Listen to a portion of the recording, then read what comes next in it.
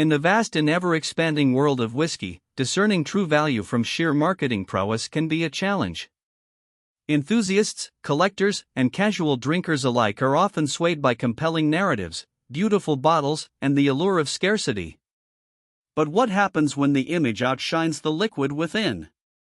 Today, we're pulling back the curtain on a phenomenon familiar to many bartenders and connoisseurs: whiskey brands that command exorbitant prices and widespread popularity, not for their unparalleled quality, but primarily because of their image, legacy, or artificial rarity. We're exploring 12 such brands that people continue to buy, often without questioning if the hype truly matches the pour. First on our list is Blanton's, a bourbon instantly recognizable by its distinctive grenade-shaped bottle and iconic horse and jockey stoppers. Bartenders widely agree that Blanton's is a prime example of a whiskey people buy because it looks cool. The brand has mastered marketing and bottle design, creating a perception of rarity that keeps demand high. While it's a fine bourbon, many argue its quality doesn't justify the effort or inflated price often required to acquire it, especially when compared to other excellent, more readily available options.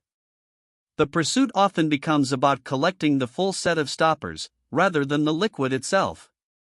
Whistlepig, the popular rye whiskey brand, has seen its prices steadily climb, buoyed by a perceived legacy that, for many, no longer aligns with the liquid inside the bottle. Critics argue that Whistlepig often delivers an inferior version of what's available elsewhere, such as Alberta Premium, but at a luxury price point. The brand excels at selling a story of nostalgia and scarcity, often more convincingly than it sells the actual whiskey. This disconnect between brand narrative and liquid quality makes it a prime candidate for being significantly overrated in today's market, trading on perception rather than inherent value. The name Pappy Van Winkle has become synonymous with whiskey exclusivity and secondary market frenzy. The entire Van Winkle line of bourbons and rye is, by almost universal consensus among seasoned drinkers, out of this universe overrated. Its legendary status has created an insatiable demand that far outstrips supply, leading to astronomical prices that have little to do with the liquid's actual quality. Many are drawn to the brand not just for the taste, but for the story, the hunt, and the perceived status symbol of owning a bottle, making it the ultimate example of image-driven value. Within the illustrious Van Winkle portfolio, the 12-year expression holds a peculiar distinction. While the entire line is celebrated, many argue that Van Winkle 12-year may be the most overrated bourbon of them all. Its perceived value on the secondary market has soared to astronomical heights, creating a chasm between its retail price and what consumers are willing to pay for the Pappy name. This specific release perfectly encapsulates how a brand's reputation and engineered scarcity can elevate an otherwise excellent whiskey into a realm of pricing that far exceeds its intrinsic sensory quality, driven purely by market dynamics and collector prestige. Weller 12-year, often dubbed the Baby Pappy, has unfortunately fallen victim to its own reputation. Sharing the same distillery and even some rickhouses with the legendary Pappy Van Winkle, it gained immense popularity, leading to its current status as an overrated spirit. Bartenders observe that while it is a great bottle, demand has driven its price far beyond its true value. With an MSRP around $45, bottles can fetch $160 or more on the secondary market. This extreme imbalance between demand and value makes Weller 12 a classic case of a good whiskey becoming overrated due to market frenzy and association.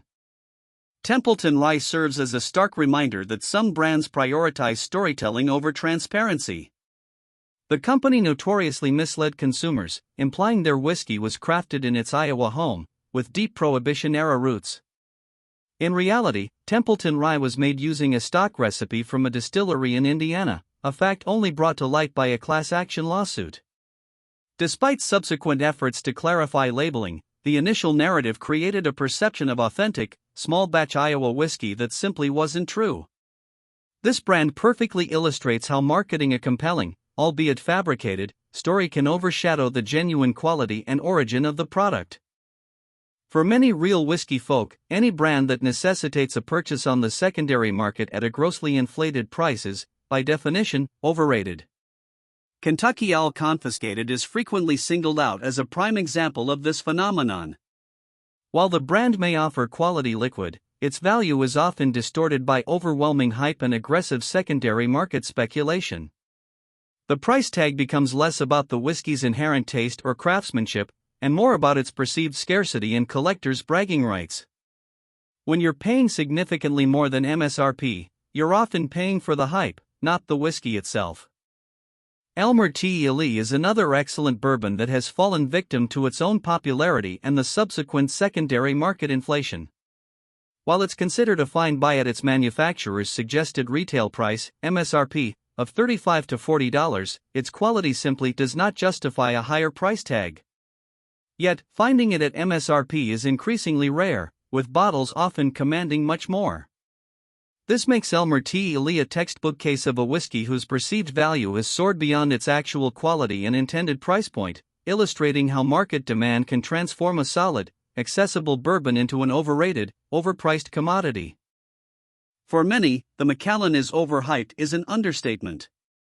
This iconic Scotch whiskey brand has undeniably focused on luxury as its primary value proposition. While some expressions are exceptional, critics frequently point out that many of its questionable expressions are easy to spot, often carrying a hefty price tag that doesn't align with the quality in the bottle. Macallan's opulent branding, exclusive releases, and association with high-end lifestyles often lead consumers to equate price and prestige with superior taste, sometimes overlooking whether the liquid itself truly justifies the premium. It's a brand where the luxury narrative often precedes the sensory experience. It pains many to admit it, but even beloved brands can sometimes become overrated when their quality begins to diverge from their established reputation. Redbreast 12, a once universally lauded Irish whiskey, is increasingly cited as a brand that just is not what it used to be. While still a good whiskey, some enthusiasts feel it relies heavily on its past glory and the goodwill it built over years.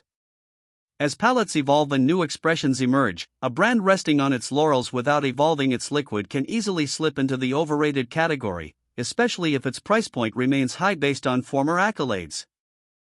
Glenlivet, a globally recognized single malt Scotch whiskey, often finds itself on lists of overrated brands.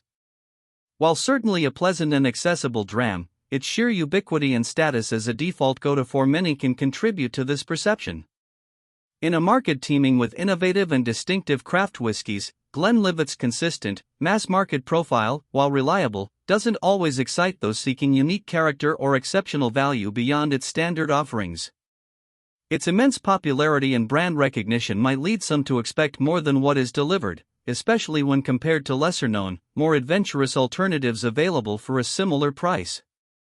Much like its peer, Glenfiddich, another titan of the Scotch whiskey world, is frequently mentioned in conversations about overrated brands. Its iconic status and global brand recognition mean it's often the first single malt many people encounter and an easy choice for gifting or ordering at a bar. However, this very popularity can create inflated expectations. While consistently well-made, some connoisseurs feel that Glenfiddich's widespread availability and consistent profile, while admirable, can overshadow more nuanced or value-driven offerings from smaller, independent distilleries. The brand's image of a quintessential Scotch can sometimes imply a level of premium experience that, for some, the liquid itself doesn't always fully deliver for its price.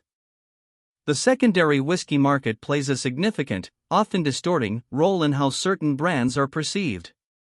It's a place where rarity, hype, and FOMO, fear of missing out, drive prices to irrational levels, often completely divorced from the whiskey's inherent quality or original intent.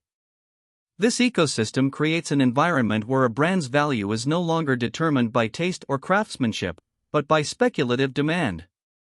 Many brands mentioned today, including Pappy Van Winkle, Weller 12, and Kentucky L Confiscated, owe their overrated status largely to this marketplace, where the story and the chase become more important than the liquid itself. It's a powerful illustration of popularity overriding true value. The common thread among these overrated brands is a reliance on factors beyond the pure sensory experience. Whether it's the sleek bottle design, a romanticized origin story, artificial scarcity, or a luxury brand image, these elements often overshadow the true quality and value proposition. Many consumers, without the time to research every purchase, inadvertently fall for these marketing ploys. It highlights the importance of looking beyond the superficial, understanding what truly goes into the bottle, and critically assessing whether the price tag is justified by the actual drinking experience, not just the story behind it.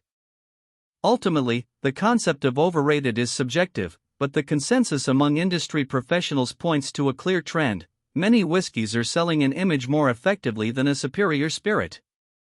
Real whiskey folk tend to do their research, seeking out what personally resonates with their palate and budget, rather than simply following trends or paying inflated prices for perceived rarity. The goal isn't to demonize these brands entirely, but to encourage a more informed approach to consumption. By understanding the forces that inflate reputations, you can navigate the market with confidence and discover truly rewarding whiskeys that offer genuine quality and value. Our journey through 12 overrated whiskey brands reveals a fascinating intersection of commerce, culture, and connoisseurship. It's a reminder that while marketing and legacy play crucial roles in establishing a brand's presence, they don't always equate to the best quality or value for your dollar. The next time you're contemplating a whiskey purchase, consider whether you're being drawn in by the bottle, the story, or the genuine promise of an exceptional liquid. Prioritize taste, transparency, and personal preference over sheer popularity or an artificially inflated price tag. Cheers to finding your next truly great and genuinely valued pour.